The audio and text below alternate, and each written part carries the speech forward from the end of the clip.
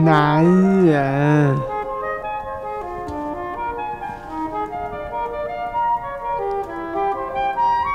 男人吗？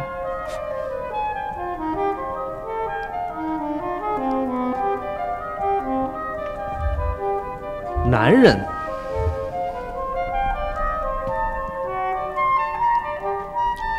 男人。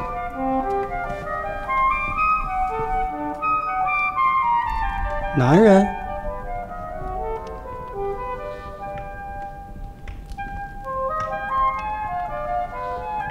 男人。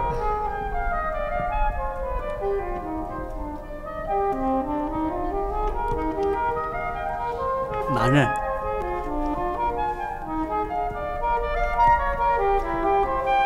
男人。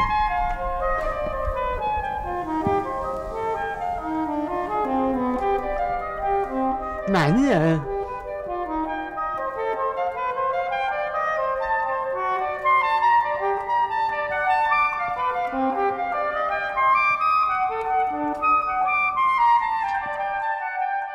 各位介绍一下这个话剧的背景啊，有一部很著名的女权主义的话剧叫《阴道独白》啊，然后呢，它是美国人写的，后来在全世界被翻译成了50多种语言。然后10多年前我就自己特别想，我看了《阴道独白》之后，我就特别想拍一个阴茎独白。阴道独白呢，更多从女性的角度啊，但是很多女人上来分享自己的故事，也要讨论性别暴力的话题。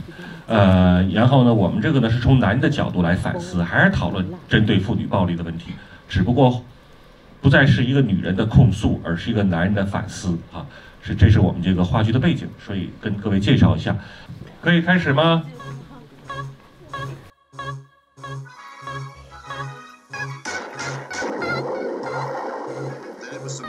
行，那我们开始今天的排练吧。男人。男人。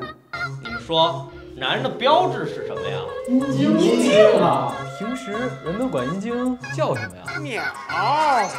水壶、鸡鸡。阳具。还有呢？叫老二的比较多。诋毁人的时候说个金针菇针。我在一个地方听到的方言叫等酒。我们那边的方言叫了。还有小弟弟。对，小弟弟哦，是很多的。那么你们对小弟弟最早的记忆是什么时候呢？2、3岁的时候，摸着舒服。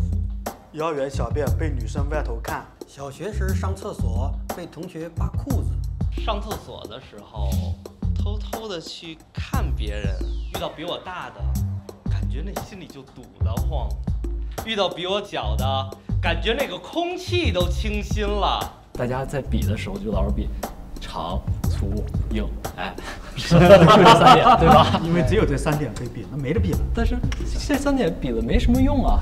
男人平均每次射精时间有3秒钟，从18岁到88岁，也就累积10多个小时吧。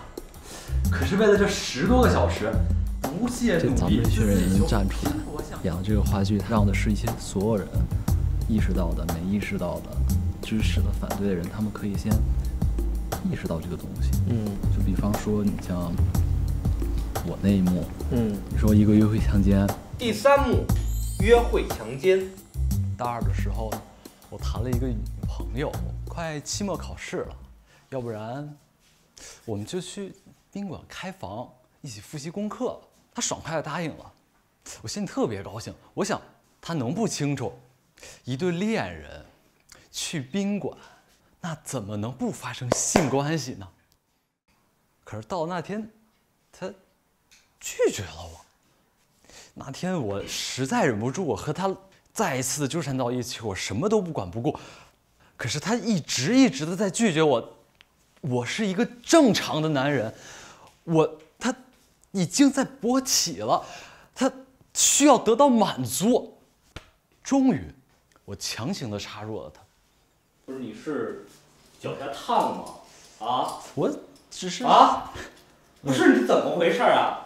定不住了，因为就是这个状态一直平。什么叫愤怒？这叫愤怒。就是那我整个平的。1、2、3。1、2、2、2、3、3、4、5、6、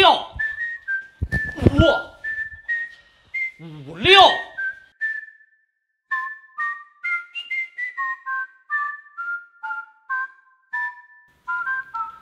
其实拿着这个角色，第一感觉就是和自己平时的样子太不一样了。你像这个角色里边对于女生那样的暴力啊，那样强迫她去做什么事情，还对她强奸了。可是平时对女生不都是大家都很温柔啊，对她们有时候会自己显得弱势一点，装作可爱什么的，这不都是平时对女朋友应该有的状态？然后我微信收到消息，说的是你强奸了我，那时我才知道我做的它是一个约会强奸。我只希望男孩子们不要再重复我当年的那个错误，也不要再体会我今天这种内疚和自责吧。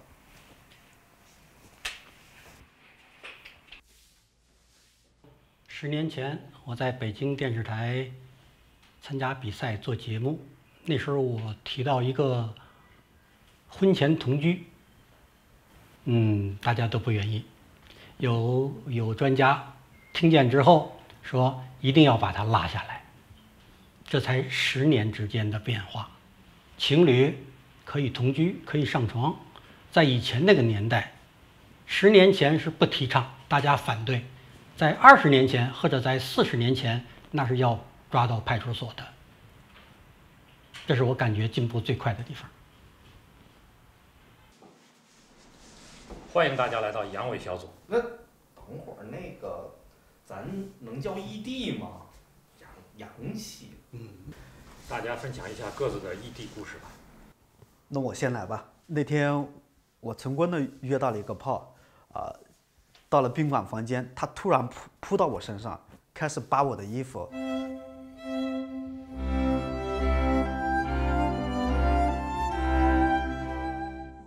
这原本是我的规定动作，让他给做了，我瞬间凌乱了。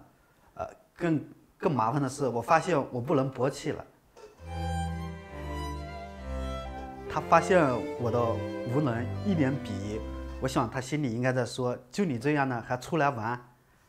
那天我百般努力都没有成功。事后想一想，我永远忘不了他那鄙夷的眼神。从那以后，我便彻底的成了一个阳痿患者。其实是说到阳痿，说到这个话题，你们有过类似的，比如说1次或者多次的经历吗？正常男性应该会有，反正我是有过。所有的男性都有过。聊一聊吗？我和他正好相反。这个有一天，他忽然高兴的大叫起来：“你是我遇到的男人中做的最棒的！”他到底遇到过多少男人呀？从此以后，我就异地了。每次做爱的时候，我都想，你不要阳痿啊，不要阳痿啊，不要阳痿啊。然后我就阳痿了。看着我的阴茎，就像一只斗败的公鸡，蜷缩在那儿，我心里充满怒火，我都想揍他呀！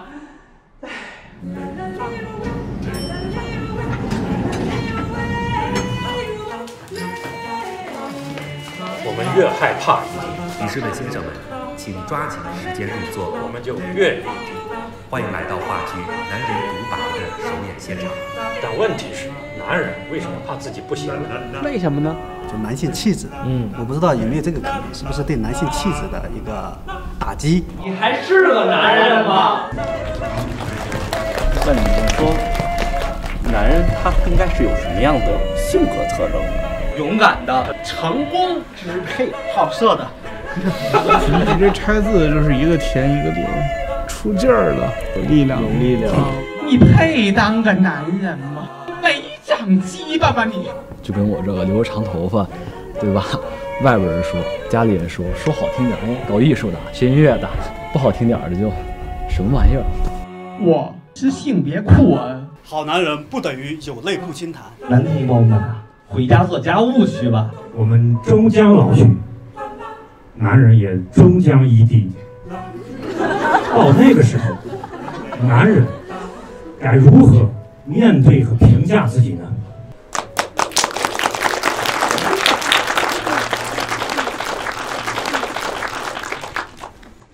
我觉得这个剧最不一样的地方，就是从男性的角度呼吁尊重女性，反思男女平等的问题。那在我们老家，我们的老婆的称谓是烧锅的，这是对女性很物化、很功能化的一个称谓。那我的妈妈就是万千烧锅中的一员。随着时代的发展，女性的地位越来越高。那现在呢，在我们这边，老婆的称谓呢有亲爱的、哈利、达尼。我讲讲我家庭经历的事儿吧。我妈妈经历了2次婚姻。我的第一个爸爸，也就是生我的爸爸，他抽烟喝酒，经常因为一点小事就打我妈妈。在我11岁的时候，他去世了。后来，妈妈又和我现在的继父组成了新的家庭。继父虽然没有打我妈妈，但他经常对我妈妈进行言语攻击。我觉得我妈妈这一辈子真是活得很冤。她虽然经历了2次婚姻，但并没有得到丈夫真正的尊重。我想说一下呢，我在话剧当中的角色呢是一个家庭施暴者，然后我想站出来分享我的故事呢，其实是想带动一下愿意改变的，肯定有一部分是愿意改变的，他也憎恨自己使用暴力去解决问题。总有一些榜样需要先站出来，告诉大家其实是可以的。对，所以我想努力试一把。有一天，孩子问我，为什么妈妈不和我们住在一起？我跟他说，宝宝，爸爸打了妈妈，妈妈受到了伤害，为了保护自己，他选择了离婚。妈妈是对的，爸爸做错了。我有时与自己对话，我能不能改好？别人也质疑我，你还会选择用拳头去说话吗？就像大家说的一样，暴力也许就是0次和无数次之间的区别。我能够改好吗？我不清楚，我也不知道。我真的能改好吗？我想试一下。哎，问你们个问题，你们在跟自己的伴侣做爱的时候会戴套吗？你知道什么叫隔靴搔痒吗？你知道什么叫戴着手套抠鼻孔吗？我记得在我大3的时候，那会儿我有一个女朋友，有一天我们出去开房，所以我跟她求她，我说我一定不会射在里面的，但她还是怀孕了。我没有想到那一次人流会是在我们人生中有这么痛苦的一幕。There is so much darkness and secrecy surrounding them. 阴道独白，它是站在女性本身被打压的一个地位再来说这个事情，而男性在于社会性别中，他其实还是既得利益还是挺多的。然后作为第一个站出来说这件事情，基本上我们这样的没有几个，所以也很感谢大家说这么有勇气的站出来面对这个。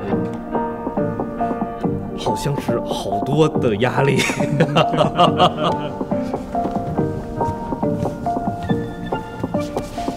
期待在之后还能有各种版本的男人的声音。不要被封，不要被消音。希望有更多的觉醒者。萌芽虽小，但总能长成大树的时候。